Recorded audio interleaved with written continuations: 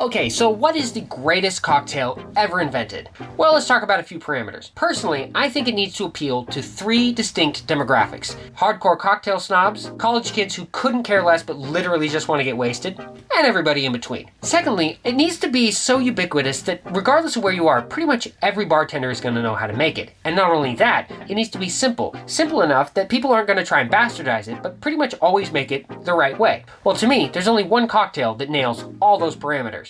It's the Mojito. The Mojito is the greatest cocktail recipe ever invented. There's no contest, there's no argument. The Mojito is the greatest ever. And I'll fight you over it.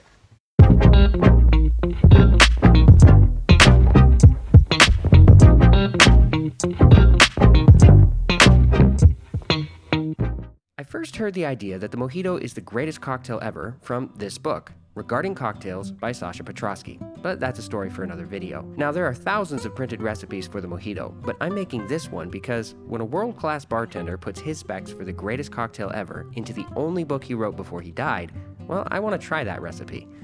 Sasha doesn't specify a particular white rum, so use your favorite, but he calls for brown sugar cubes, which I interpreted to mean unrefined brown sugar cubes, not the typical white sugar with molasses added to it that we generally regard as brown sugar here in the US. Besides which, I couldn't even find that kind of sugar in cube form because I'm not sure that's actually even a thing. The recipe says to build the drink in 1/2 of a cocktail shaker, but for the sake of the viewer, I'm going to use a mixing glass. It says to start with 8 to 10 fresh mint leaves, and since I grow 3 different varieties of mint, I decided to use a blend of all of them: spearmint, peppermint, and apple mint. I'm not sure that the different mints are really going to make a difference, but to that I'll add 3/4 of an ounce of simple syrup, and thankfully I had exactly 3/4 of an ounce left in the bottle, 1 ounce of fresh lime juice, and 1 brown sugar cube. Then it says to give everything a muddle, and the instructions tell you to try and break up the sugar without breaking up the mint.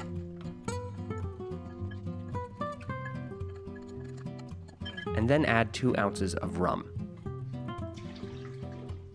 Stir the contents to combine and then set aside while you prepare some crushed ice.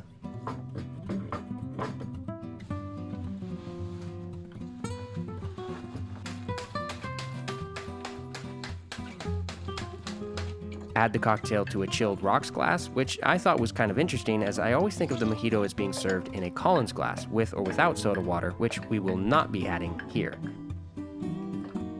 Add crushed ice to the glass, top with a sprig of freshly spanked mint, add a straw, and enjoy.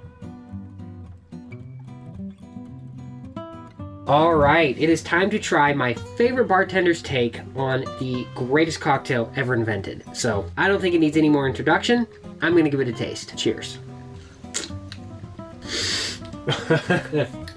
It's perfect. If you want more precise tasting notes, make a Mojito and find out for yourself. This is the homemade edition, and I hope to see you in the next video.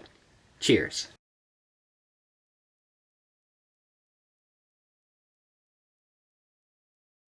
And as long as you don't beat the living hell out of your mint, it's going to be delicious. Actually, I take that back. The last time I was in Mexico, I ordered a Mojito and they literally put everything in a blender and just completely blitzed the thing. So I know that bartending wisdom says don't over muddle or you'll make it bitter, but I've had it literally ripped to shreds in my Mojito and it was still delicious.